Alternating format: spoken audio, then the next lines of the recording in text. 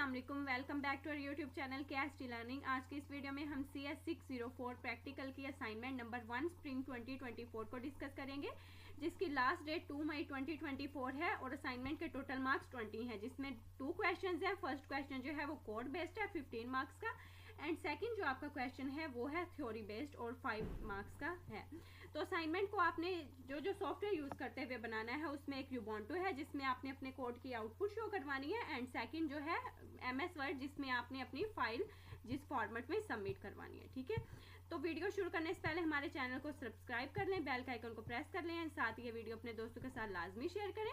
तो वीडियो का जो फर्स्ट क्वेश्चन है उसमें क्या दिया गया है, हमें इस बार कोड खुद से ही दे दिया गया है। इससे पहले जितने भी असाइनमेंट्स थी उसमें क्या होता था, हमने कोड खुद लिखना होता था, लेकिन इस बार थोड़ा चेंज हुआ है कि हमें कोड दे दिया गया है और हमें क्या बताया गया है कि आपने इसको डिस्क्राइब करना है एंड इसकी आउटपुट जो है उसको स्क्रीन पे डिस्प्ले करवा के with the help of Ubuntu उसका स्क्रीनशॉट लेके अपनी MS वर्ड यानी डॉस फाइल में सबमिट करवाना है। ठीक है, तो you are required to describe how the following code created in the C program works, execute the program in C first and then determine how it works from it output, also attach the screenshot of the output. ठीक है, तो आपने क्या करना है, पहले code को describe करना है कि ये कोड हमारे पास कर क्या रहा है, इसकी फंक्शनैलिटी क्या है, एंड सेकंड फिर हमने क्या करना है, इसको रन करके इसकी आउटपुट जो है उसका स्क्रीनशॉट लेके अपनी MS वर्ड की फाइल में सबमिट पेस्ट करके सबमिट करवाना है। तो ये था हमारा फर्स्ट क्वेश्चन। इसकी बनिस्बत हमारा जो सेकंड क्वेश्चन है उसमें क्या है, हमें एक टेबल दे दिया गया और ये कुछ कमांड्स हैं। हमने आगे इन कमांड्स की डिटेल लिखनी है कि ये कमांड्स हमारे पास क्या कर रही होती हैं। लाइक LS की कमांड है, CD,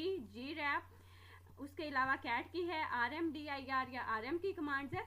तो वीडियो के सोल्यूशन की तरफ चलते हैं। हमारे पास 2 क्वेश्चंस, फर्स्ट हम ये वाला क्वेश्चन अपना डिस्कस करते हैं क्योंकि ये थोड़ा लेंथी है। सबसे पहले क्या हमने करना है, इस कोड को देख के इसकी डिटेल हमने बतानी है कि ये कोड क्या क्या कर रहा है। ठीक है, तो हमारे पास फर्स्ट में क्या है, फॉर हमारे पास हेडर फाइल्स इंक्लूड है, standard input output, standard library, UniSTD and system dot wait. ठीक है, सिस्टम डॉट वेट हमारे पास वेट की सिस्टम कॉल के लिए यूज होने वाली है।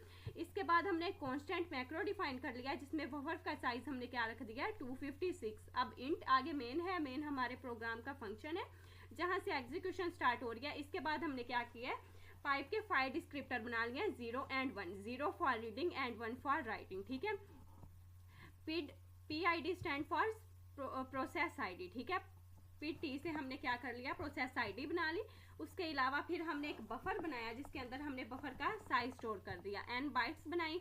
फिर हमने पाइप को क्रिएट करने के लिए सबसे पहले कंडीशन चेक कर दिया कि अगर हमारा पाइप इज इक्वल टू -1 है। ठीक है, -1 क्या होता है, तो हमारी एग्जीक्यूशन फेल हो जाती है। तो इसमें क्या होगा, इस केस में पाइप हमारा नहीं बनेगा एंड प्रोग्राम जो है वो टर्मिनेट कर जाएगा। ठीक है, अब इससे नेक्स्ट कंडीशन हमारे पास क्या है, वो ये है कि अगर पाइप इज इक्वल टू, अगर ये हमारे पास रन नहीं होता तो एल्स कंडीशन में हमारे पास क्या आएगा, पाइप क्रिएट हो जाएगा। ठीक है, pipe is equal to fork. Fork हमारे पास फंक्शन कौन सा था, जो पेरेंट से चाइल्ड क्रिएट करता था। अब हमने पहली कंडीशन चेक की कि अगर हमारे पास -1 के इक्वल है तो हमारे पास इन केस पाइप क्रिएट नहीं होगा, लेकिन अगर है तो हमारे पास पाइप क्रिएट होगा, जो कि पाइप किसके दरमियान क्रिएट होगा, चाइल्ड एंड पेरेंट प्रोसेस के दरमियान।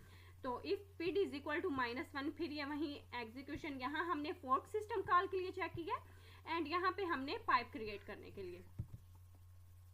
इससे हमारे पास नेक्स्ट इंस्ट्रक्शन क्या है, उसमें हमारे पास कंडीशन चेक हो रही है कि अगर प्रोसेस ID हमारे पास इक्वल टू 0 है तो इन केस क्या होगा, हमारे पास चाइल्ड का जो प्रोसेस है वो एग्जीक्यूशन अपनी करना शुरू कर देगा, जिसमें क्या है, चाइल्ड जो है रीड कर रहा है पाइप से। ठीक है, अब ये हमारे पास फाइल डिस्क्रिप्टर है 0, 0 मीन्स रीडिंग के लिए। ठीक है, N बाइट्स आगे हमारे पास फिर कंडीशन चेक हो रही है, अगर -1 है तो हमारे पास रीड नहीं होगा। ठीक है, इस तरह सारा कोड ये हमारा कंडीशन बेस्ड है। हम बजाय इसको डिस्कस करने के जो हमने इसको डिस्क्राइब करके लिखा है उस पर चलते हैं। सबसे पहले हमने हेडर फाइल्स इंक्लूड की, तो मैंने लिख लिया कि मैंने जो हेडर फाइल इंक्लूड की है उनमें एक स्टैंडर्ड इनपुट आउटपुट है, फिर स्टैंडर्ड लाइब्रेरी है, UniSTD है एंड फिर हमारे पास वेट की है। ठीक है, उसके बाद हमने एक मैक्रो कांस्टेंट डिफाइन किया है जिसमें हमने बफर का साइज 256 रखा है। फिर आगे मेन फंक्शन जो है यहाँ से शुरू हो गया। सबसे पहले हमने इसमें वेरिएबल्स जो बनाने थे, अरे बनाई, पाइप फाइल डिस्क्रिप्टर के नेम से, 0 जहां पे पॉइंट कर रही है रीडिंग को एंड 1 पॉइंट कर रही है राइटिंग को। PID stand for process ID। ठीक है, जो कि क्या कर रही है, फोर्क सिस्टम कॉल करने के लिए हम यूज करेंगे।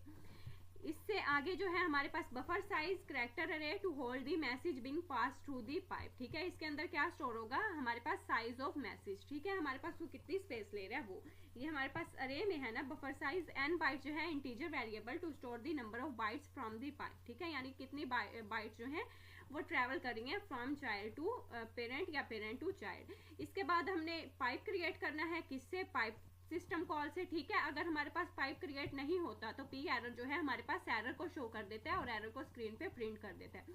फोर्क प्रोसेस क्या कर रहा है, चाइल्ड बना रहा है पेरेंट से। If for uh child process using fork system call हमने बहुत डिटेल से पढ़ी है कि हमारे पास क्या कर रहा होता है, हमारे पास पेरेंट से चाइल्ड बना रहा होता है। अगर हाँ आप इन चीज़ों को और ज़्यादा डिटेल से समझना चाहते हैं तो आप हमारे CS604 ऑपरेटिंग सिस्टम के लेक्चर्स की सीरीज को फॉलो कर सकते हैं।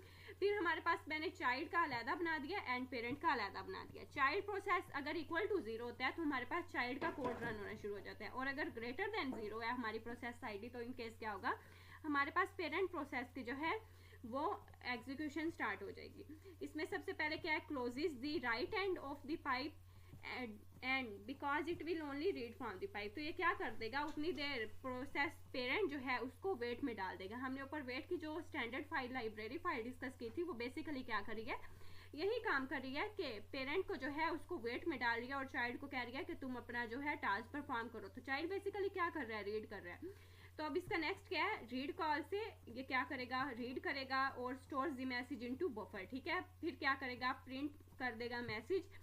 Close the read and of the pipe after reading, यानी अब वो खुद को जो है बंद कर रहा है, अपनी टर्मिनेशन कर रहा है और सक्सेसफुली एग्जिट कर रहा है, ठीक है। चाइल्ड हमारे पास रीडिंग के लिए यूज हो रहा है इस फंक्शन में एंड पेरेंट जो है राइटिंग के लिए। Close the read and of the pipe, अब ये क्या कर रहा है, पेरेंट को जो है वो रोक रहा है और खुद जो क्या कर रहा है, लिखना चाह रहा है। अब ये रीडिंग को क्लोज करेगा एंड राइटिंग को इनेबल कर देगा with the help of write system call, ठीक है। Prompts that user to enter a message, अब ये क्या कर रहा है, यूजर से इनपुट मांग रहा है कि तुम मैसेज दो के जो हमने सेंड करना है चाइल्ड प्रोसेस को। Read the message from the standard input using fgets and write it to the pipe, ठीक है। राइट फंक्शन से क्या कर रहा है, जो मैसेज हमने इसने यूजर से इनपुट लिया यानी हमसे इनपुट लिया, अब उसे क्या कर रहा है, राइट कर रहा है, उसको क्या भेज देगा चाइल्ड प्रोसेस को कि उसे रीड करे। Closes the write end of the pipe after writing, अब ये क्या कर रहा है, अपनी राइट के सिस्टम कॉल को एंड कर रहा है, यानी अब इसने लिखना अपना कंप्लीट कर लिया तो क्या करेगा, खुद को टर्मिनेट कर लेगा, ठीक है। Exit with the success. अब हमारे पास नेक्स्ट इसका टास्क क्या है, हमने क्या करना है, इस कोड को रन करना है अपने यूबोंटो में और उसका क्या करना है, स्क्रीनशॉट पेस्ट करना है।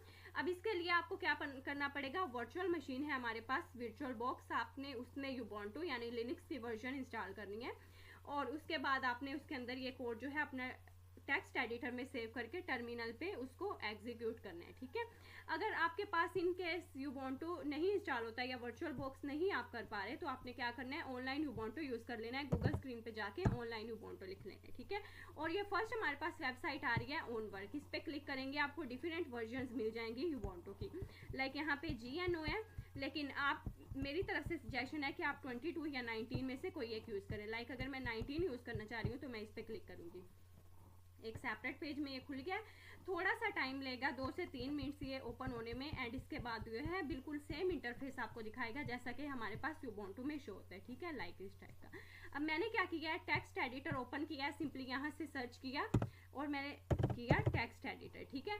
टेक्स्ट एडिटर ओपन करने के बाद मैंने क्या किया, इसके अंदर ये इसको ओपन करने के बाद इसके अंदर अपना सारा कोड लिखा और कोड लिखने के बाद मैंने इसको किस नेम से सेव किया, मैंने इसको सेव किया अपनी आईडी के नाम से और आगे .c, ठीक है। सजेशन यही है कि आप अपनी आईडी के नाम से सेव करें और आगे .c, क्योंकि हमारे पास C लैंग्वेज का कोड है तो आप C लैंग्वेज के साथ ही इसे स्टोर करें, ठीक है।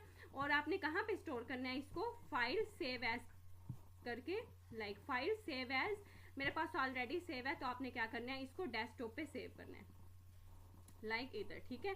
तो मेरे पास ये ऑलरेडी सेव है तो मैं इसको क्या करती हूँ, बंद कर देती हूँ। अब हम क्या करते हैं, सेव तो हमारे पास ऑलरेडी है, अब हम क्या करेंगे, हम करेंगे टर्मिनल ओपन एंड इसकी एग्जीक्यूशन करेंगे, इसको रन करेंगे और इसकी आउटपुट जो है उसको स्क्रीन पे डिस्प्ले करने के बाद क्या करेंगे, स्क्रीनशॉट लेंगे, ठीक है। आउटपुट में हमारे पास सिंपली क्या होगा, जो मैसेज पेरेंट ने राइट किया है चाइल्ड को सेंड करने के लिए हमें वो मैसेज जो है इनपुट करना है और वो चाइल्ड की फॉर्म में डिस्प्ले हो जाएगा। तो सबसे पहले मैंने डेस्कटॉप पे फाइल सेव किया तो मैं कहाँ पे चली जाऊँगी, अपनी डायरेक्टरी को चेंज करूँगी टू डेस्कटॉप, उसके बाद हमने अपनी रन करने के लिए जो कमांड्स होती हैं GCC, आगे अपनी फाइल का नेम -o, आगे आप अपनी जो है एग्जीक्यूटेबल फाइल का नाम कुछ भी लिख लें, लेकिन मैं output.out लिख रही हूँ, ठीक है। अब हमारे पास इसमें कोई एरर नहीं है, इस वजह से हमारी ये नेक्स्ट लाइन जो है सक्सेसफुली एग्जीक्यूट। अगर आपके पास कोई एरर है तो वो इसी इंटरफेस में आपको इसी स्क्रीन पे नजर आ जाएगा, .e output.out/output.out। अब ये मुझे कह रहा है enter message to send to the child, यानी मैं वो मैसेज लिखूं जो कि मैंने करना है चाइल्ड को सेंड। तो मैं लिख देती हूँ हाय चाइल्ड। आप कुछ भी लिख के प्रिंट करवा सकते हैं। और इसने क्या किया, child received message hi child how are you, ठीक है। इसको क्या कर दिया, स्क्रीन पे डिस्प्ले कर दिया in the system call of reading with child, ठीक है। अब अपने यहाँ से क्या करना है, इसका स्क्रीनशॉट लेना है,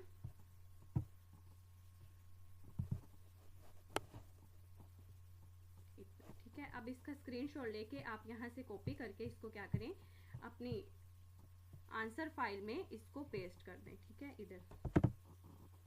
अब मेरे पास क्या होगा, इसकी आउटपुट आ गई है, ठीक है। अब ज़रा हम ऑनलाइन उबुंटू पे चले जाते हैं।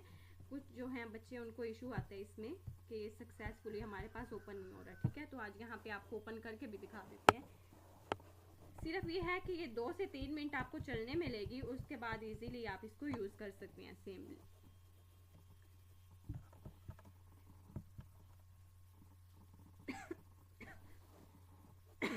अब मैं एंटर प्रेस करके इसको ओपन करते हैं, ठीक है। लोड होके थोड़ा टाइम लेगा। अगर आप अपने लैपटॉप में भी करते हैं उबुंटू और वर्चुअल बुक्स तो वो भी चलने में 3 से 4 मिनट ले लेते हैं। तो आपने इस पे जो है डिस्टर्ब नहीं होना कि टाइम ले रहा है। सेम अगर आप, क्योंकि हमारे पास जो विंडो है वो होस्ट मशीन है और हम इसमें क्या कर रहे हैं, वर्चुअल मशीन जब यूज़ कर रहे हैं तो वो ऑब्वियसली स्लो ही चलेगा, ठीक है। तो यहाँ पे आपने ये जो 3 डॉट्स नज़र आ रहे हैं इस पर क्लिक करके आपने क्या सर्च करना है, टेक्स्ट एडिटर या टर्मिनल, ठीक है। तो ये बिल्कुल एग्जैक्ट सेम उसी तरह ही काम करेगा जिस तरह मेरे पास काम कर रहा है, ठीक है। अब ये आपके पास ओपन हो गया, ठीक है। आप स्क्रीन को जूम कर सकते हैं मैग्नीफायर ओपन करके, और same kind of functionality like मेरा जहाँ पे ये कर्सर जा रहा है इस स्क्रीन का भी वहीं पे ही कर्सर जा रहा है, ठीक है। अब मैं इसको बंद कर देती हूँ, आप इसको खुद से यूज़ करें और इसके अंदर कोड अपना एंटर करके जो है आप अपनी आउटपुट स्क्रीन पे डिस्प्ले करवाएं, ठीक है। अब हमारे पास नेक्स्ट क्वेश्चन जो है उसमें क्या करना है, हमें टेबल दे दिया गया है और हमने क्या बताना है, इनकी हमने आगे डिटेल्स लिखनी है इन कमांड्स की, ठीक है। तो ls की कमांड हमारे पास बेसिकली क्या है, हमारे पास फाइल या डायरेक्टरी का जो है उसकी लिस्टिंग स्क्रीन पे डिस्प्ले करने के लिए हमारे पास ls की कमांड यूज़ होती है, ठीक है। ये अगर आप अपने हैंडआउट्स में देखें लेक्चर 5 में आपको ये डिटेल मिल जाएगी।